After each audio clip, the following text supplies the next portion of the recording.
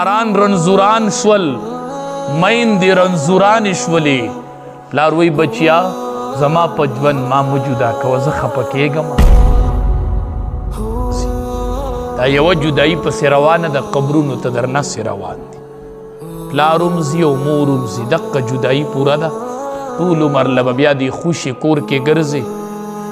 بیا چې د مور هم شکل زنانه اینې نو زارېږي به تی بیا چې د پلار هم عمره اینې نو زارېږي به تی چې کاش چې نن مې پلار وې کاش چې نن مې مور وې دغه جدایي را روانه ده او بېنېټې دې له دوه جدایۍ مه ورکوئ دا پلاران یې خفه کړل پلاران رنزوران شول میندې رنزورانې شولې پلار وی بچیا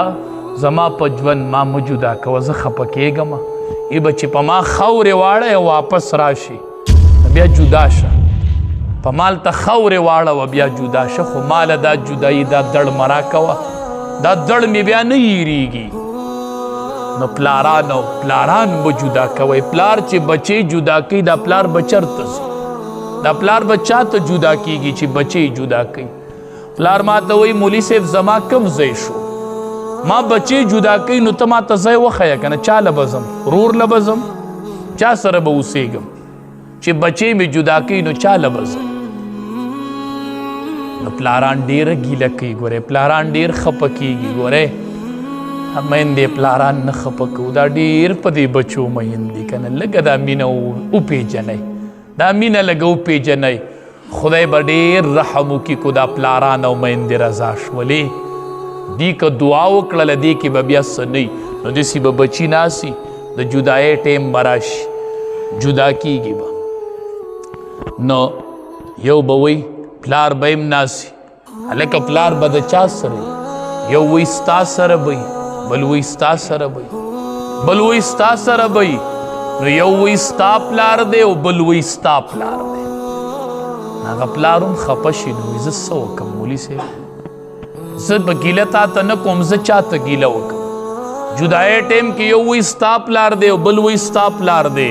نو مولي صاحب ما ته خو هم زوی وښیې که نه زما زوی په دې کې کم دی هغه پلار په ژړا شي بیا وی د جرګې او د اجرې سړی و جړلي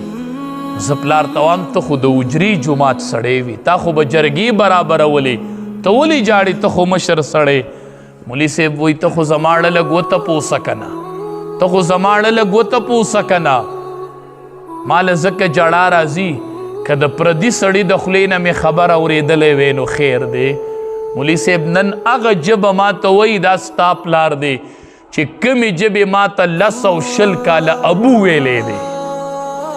دا ابو به ما ته کمې ژبې وي دا دادا به ما ته کمې ژبې وي دا مور وی دا امي به ما ته کمې ژبې وي دا دیدی به ما ته کمې ژبې ویلو دا بیبي به ما ته کمې ژبې ویل مولي صاحب نو هغه ژبه پلار ته د رکوټوالي هغه حالت رایاد چې یو بچی راشي غېږ ته وخېږي وي دا زما ابو دی بل وی دا زما ابو دی بل وی زما ابو دی نو پلار سره خو هغه وخت یادي که نه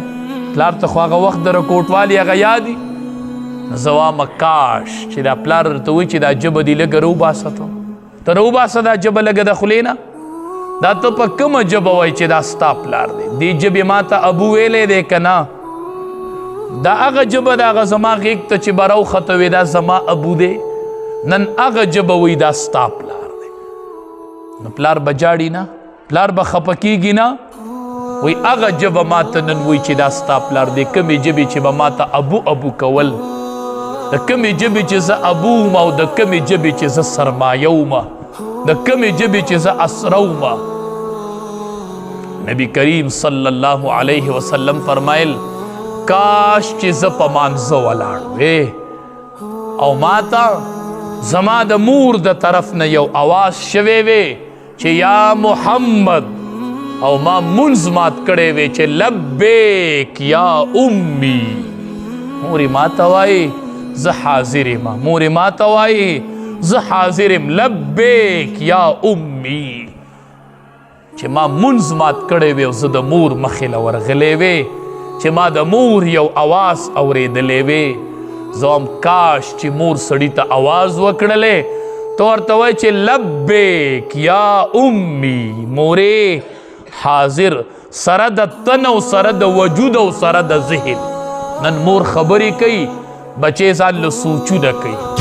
ناغه مور بچی به راولګي او د مور خبره به په نیمه کې کټ کي نو مور په جړا شي. زه دا خبره چاته پوره کم؟ زما دا خبره به څوک پوره اوري؟ ما له هم څه ځای راکئ. خاوند مې پوره نه اوري، همې خاوند دی نو چې بچی مې پوره خبره نه اوري نو زما دا ژبه داسې سپکه